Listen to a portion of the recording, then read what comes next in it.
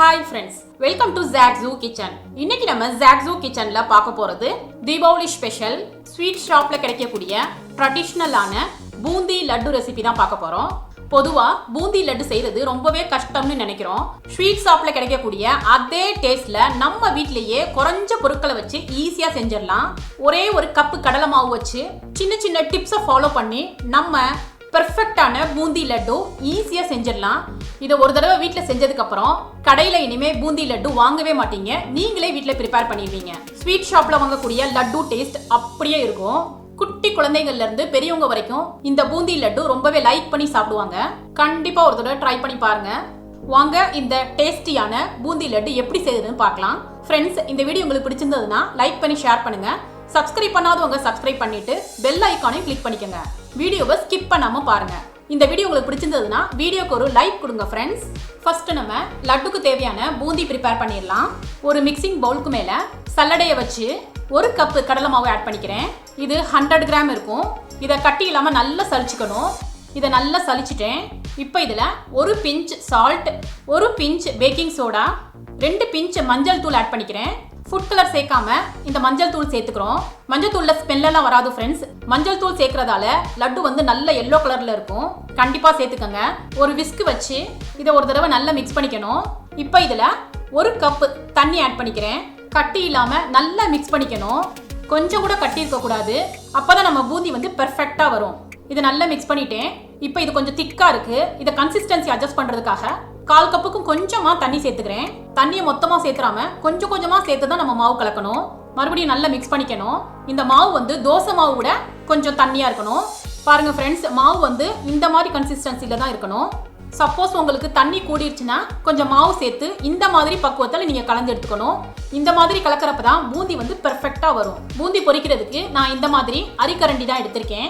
இந்த கரண்டியில தான் நம்ம பூந்தி செய்ய போறோம். உங்கள்கிட்ட பூந்தி கரண்டி இருந்தா நீங்க அதுல கூட செஞ்சுக்கலாம். இப்ப பூந்தி ஃப்ரை பண்ண ஆரம்பிச்சிடலாம். ஒரு கடாயில ஆயில் சேர்த்திருக்கேன். ஆயில் வந்து மீடியம் ஃப்ளேம்ல வச்சு நல்லா சூடு பண்ணிக்கங்க.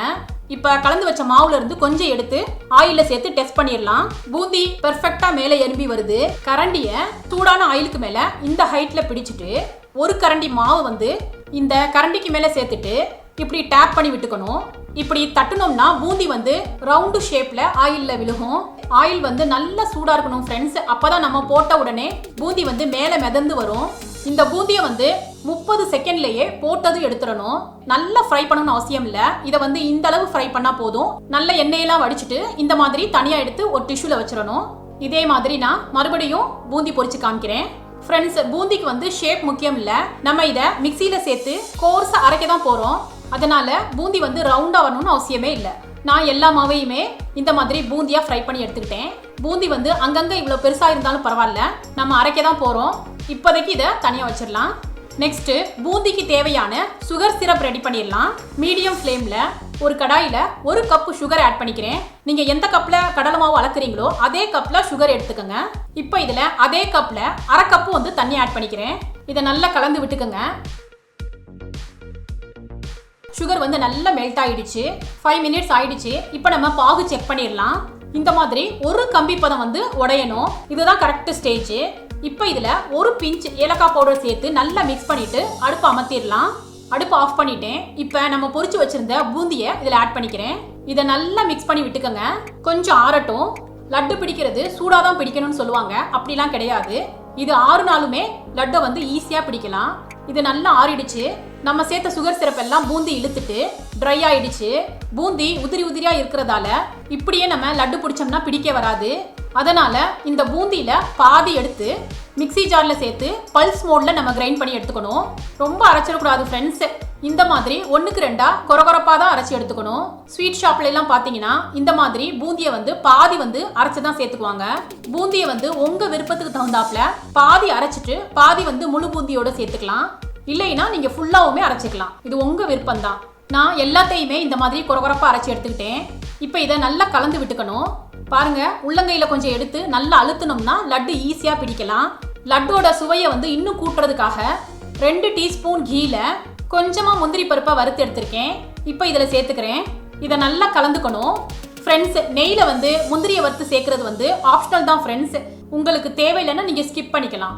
இப்போ உள்ளங்கையில் எடுத்து இந்த மாதிரி நல்லா அழுத்தி பிடிச்சி லட்டு பிடிக்கணும். உங்களுக்கு என்ன சைஸில் வேணுமோ அந்த அளவுக்கு லட்டு பிடிச்சிக்கோங்க. லட்டு வந்து ஈஸியாக பிடிக்க வரும். பாருங்க ஃப்ரெண்ட்ஸ், லட்டு வந்து சூப்பராக பிடிச்சாச்சு. இப்போ பார்க்குறதுக்கு ஜூஸியாக இருக்கும். இது 1 hour ஆயிடுச்சுன்னா இன்னும் கொஞ்சம் ட்ரை ஆகிடும். இதே மாதிரி நான் எல்லாத்தையுமே லட்டு பிடிச்சிக்கிறேன். 1 கப்பு கடலை மாவுக்கு 15 லட்டு வரைக்கும் கிடைச்சது. இது அப்படியே நம்ம ஸ்வீட் ஷாப்பில் வாங்குற லட்டு மாதிரியே இருக்கும். டேஸ்ட் அட்டகாசமாக இருக்கும் ஃப்ரெண்ட்ஸ். இந்த தீபாவளிக்கு கண்டிப்பாக ட்ரை பண்ணி பாருங்க. இது செய்கிறது அவ்வளோ ஈஸி. பிகினர்ஸ் கூட ஈஸியாக செஞ்சிடலாம். நீங்கள் ஒரு தடவை வீட்டில் செஞ்சிட்டிங்கன்னா கடையில் வாங்கவே மாட்டீங்க. ஃப்ரெண்ட்ஸ், இந்த ட்ரெடிஷ்னலான பூந்தி லட்டு ரெசிபி உங்களுக்கு பிடிச்சிருந்ததுன்னா நீங்கள் ட்ரை பண்ணி உங்கள் எக்ஸ்பீரியன்ஸை கமெண்ட்டில் ஷேர் பண்ணுங்கள். சுவையான சமையல், சுகமான வாழ்வு. தேங்க்யூ.